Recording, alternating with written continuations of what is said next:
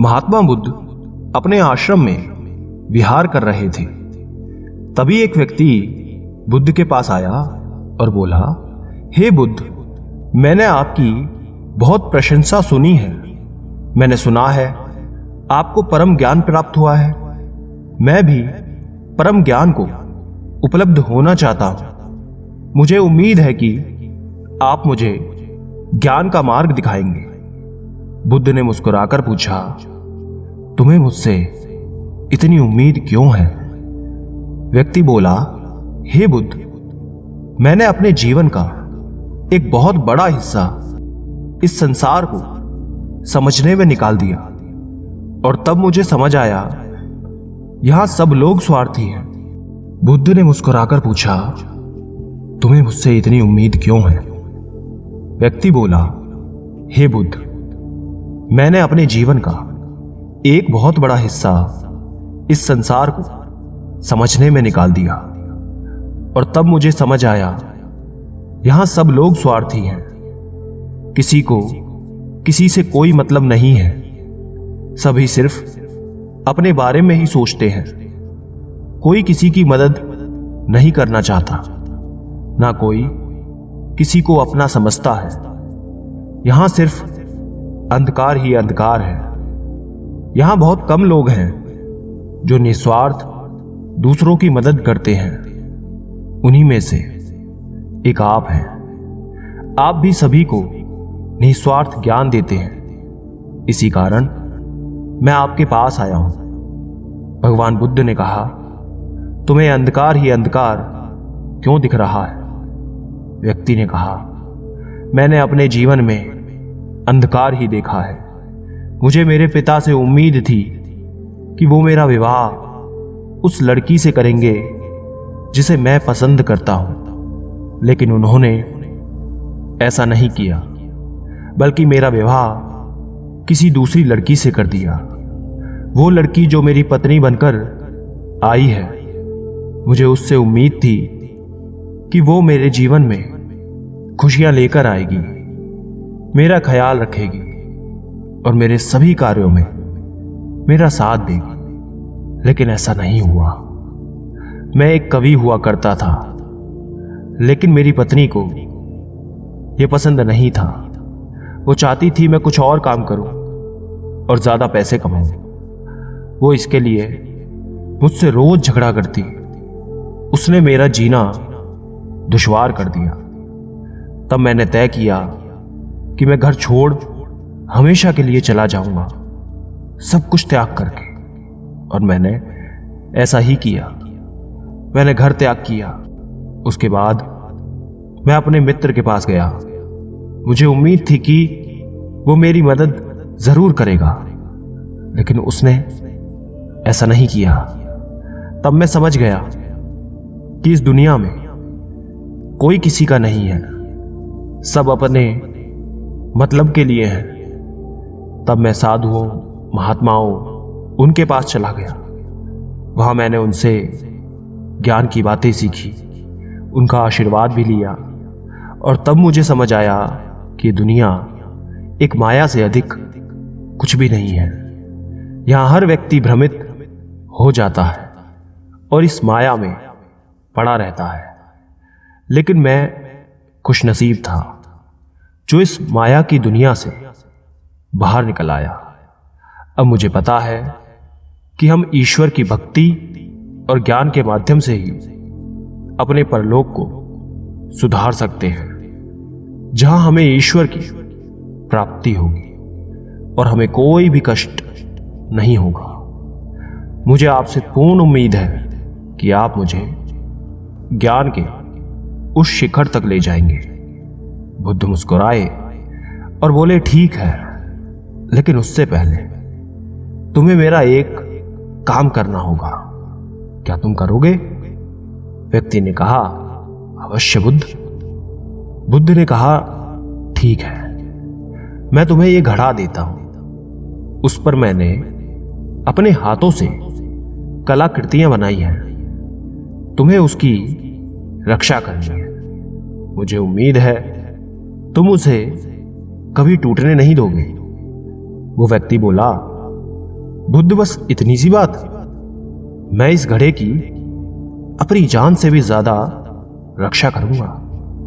बुद्ध ने कहा, एक और काम जो तुम्हें करना है, तुम्हें रोज सुबह उठकर सभी भिक्षुओं के लिए जल लेकर आना है, आश्रम की साफ सफाई करनी है, जो भिक्षु ध्यान कर रहे हैं उनकी सेवा करनी है, तथा सभी भिक्षुओं के साथ भिक्षा मांगने नगर जाना है और वहां से आकर फिर सबके लिए भोजन की तैयारी करनी है। और यही नहीं, जब तक मैं ना कहूं मेरे प्रवचन या ध्यान सभा में तुम्हें नहीं आना है। सही समय आने पर मैं खुद तुम्हें बुलाऊंगा, और अगर तुम्हें मुझसे कोई बात करनी है तो तुम ये घड़ा लेकर ही मेरे पास आना।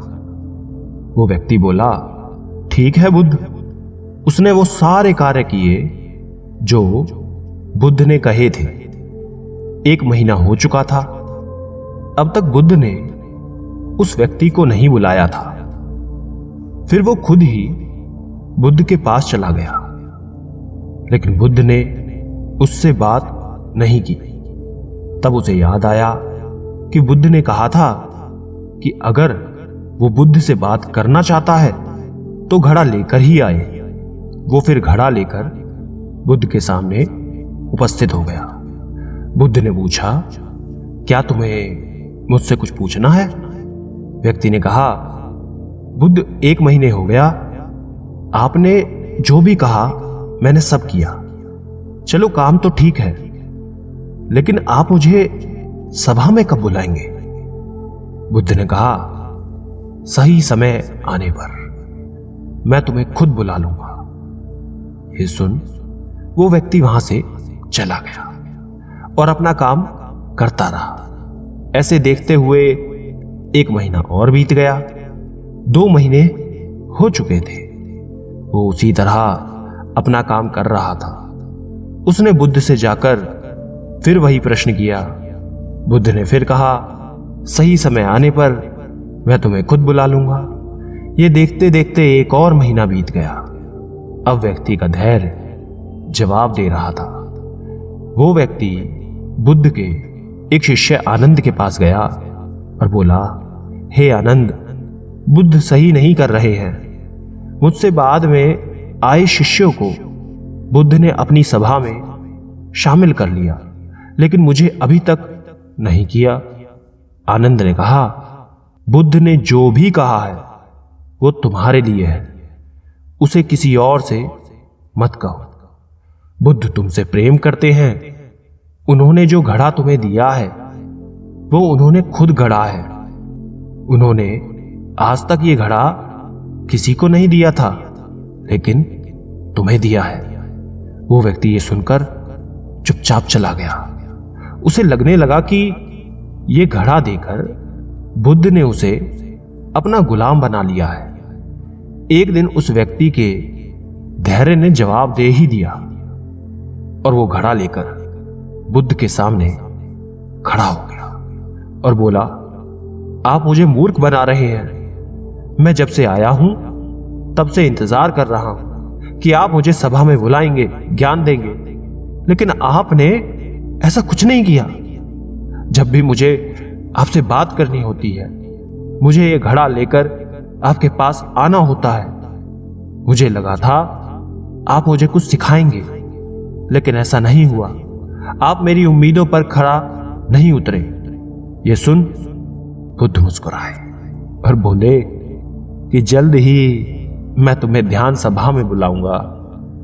वो व्यक्ति भड़क गया और बोला, मुझे आपके किसी भी ज्ञान की जरूरत नहीं है। मुझे नहीं लगता आपको कोई ज्ञान प्राप्त हुआ भी है। आप झूठे हैं। आप झूठा ही अपने ज्ञान का प्रदर्शन करते हैं और मुझे आपके इस घड़े की भी कोई जरूरत नहीं है। और वो घड़ा उस व्यक्ति ने जमीन पर दे मारा। घड़ा टूट गया। बुद्ध एक कपड़े में उस घड़े के टुकड़े को समेटने लगे। ये देख वो व्यक्ति लज्जित हो गया और बुद्ध से माफी मांगने लगा और बोला, बुद्ध मुझे क्षमा करें। मुझे क्रोध आ गया था। बुद्ध ने मुस्कुराते हुए कहा, अब समय आ गया है, तुम सभा में उपस्थित हो सकते हो। बुद्ध उस व्यक्ति को सभा में ले गए और प्रवचन शुरू हुआ। बुद्ध ने कहा, इस दुनिया में व्यक्ति का सबसे बड़े दुख का कारण उसके किसी वस्तु से खुद को जोड़ना है। जब हम किसी से कोई उम्मीद लगा देते हैं और वो पूरी ना होने पर हमें दुख देने लगती है। एक पिता की उसके पुत्र से उम्मीद होती है कि वो उसके बताए रास्ते पर चले, और पुत्र की पिता से कि वो उसके बताए रास्ते में साथ जाने का सहयोग दे। ऐसे ही कुछ उम्मीदें पति पत्नी को एक दूसरे से होती हैं। इसी तरह दुनिया में ज्यादातर लोग एक दूसरे से कुछ ना कुछ उम्मीद करते ही हैं, और जब ये उम्मीद पूरी नहीं होती तो ये क्रोध का रूप ले लेती है, जो हमारी बुद्धि का नाश कर देती है, जिसमें व्यक्ति का खुद का नुकसान होता है। क्रोध गर्म कोयले को अपनी हथेली पर रखने के समान होता है, जिससे हम दूसरों को जलाना चाहते तो हैं, लेकिन उसमें पहले आप खुद का हाथ जला लेते हैं। बुद्ध अपने कपड़े से उस घड़े के टुकड़ों को निकालकर उस व्यक्ति के आगे रख देते हैं और पूछते हैं, क्या तुम इसे वापस जोड़ सकते हो? वो व्यक्ति लज्जित होकर बोला, हाथ जोड़कर बोला, भगवान बुद्ध, मुझे माफ करें, मेरी बुद्धि नष्ट हो गई थी जो मैंने ऐसा काम कर दिया। मैं इसे वापस नहीं जोड़ सकता।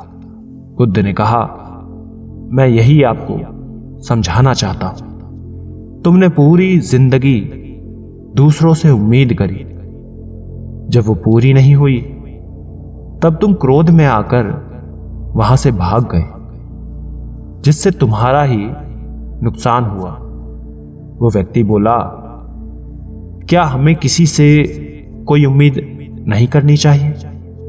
बुद्ध ने कहा, जब भी तुम दूसरों से अपने स्वार्थ के लिए उम्मीद करोगे तो दुख पाओगे, लेकिन अगर वही तुम दूसरों को सुख देने की उम्मीद करोगे तो तुम्हें खुद भी सुख मिलेगा। वो व्यक्ति बोला, हे बुद्ध, आप मुझे क्षमा करें और अपने चरणों में जगह दें। मैं भी परम ज्ञान की तरफ आगे बढ़ना चाहता हूं। बुद्ध ने कहा, अभी तुम अपने घर जाकर अपने पिता और पत्नी के साथ रहो। तुम्हें अभी गृहस्थ जीवन जीने की आवश्यकता है। व्यक्ति ने बुद्ध से कहा, हे बुद्ध, क्या मुझे ज्ञान प्राप्त करने का अधिकार नहीं है? आप क्यों मुझे यहां से भेज रहे हैं? बुद्ध ने कहा, जिसे ज्ञान प्राप्त करना होता है वो अपने गृहस्थ जीवन में भी ज्ञान प्राप्त कर सकता है। तब परिवार के लोग रास्ते का रोड़ा बिल्कुल नहीं बनते, बल्कि सहयोगी नजर आते हैं। अभी तुम्हें इस दुनिया में अंधकार ही अंधकार नजर आता है। पहले तुम अपने जीवन में प्रकाश को देखो, उसे ढूंढो कि प्रकाश कहां है। घर जाओ, ध्यान करो। ध्यान करने के लिए भिक्षुओं से संपर्क करो। धीरे धीरे तुम परम सत्य की खोज पर जाने लगोगे और तुम्हें रास्ता मिल जाएगा, जिससे तुम परम शांति की ओर जाओगे। ये सुन वो व्यक्ति बुद्ध के चरणों में गिर गया और उसके बाद अपने घर को निकल गया। यह देख बुद्ध के शिष्य आनंद ने पूछा, हे बुद्ध, आप सभी को अपने संग में जोड़ लेते हैं तो उसे क्यों भेज दिया? बुद्ध ने कहा, सुनो आनंद, इस दुनिया में बुद्धि के विकास और प्राथमिक चरण को पार करने के लिए दुनिया से होकर गुजरना पड़ता है। कोई भी व्यक्ति सन्यासी होकर या संसार को छोड़कर ज्ञान के मार्ग पर आगे नहीं बढ़ सकता। ज्ञान को प्राप्त करने के लिए आपको इस दुनिया में रहकर यहां की चीजों को, लोगों को करीब से जानना होगा। तभी वो आगे की यात्रा को शुरू कर सकता है। उसने अभी सांसारिक जीवन को जिया ही नहीं था, वो उससे भाग रहा था। जैसे ही वो सांसारिक मार्ग को जान लेगा, खुद ही ज्ञान को प्राप्त कर लेगा। दोस्तों, आपने क्या सीखा कमेंट करके बताएं। धन्यवाद।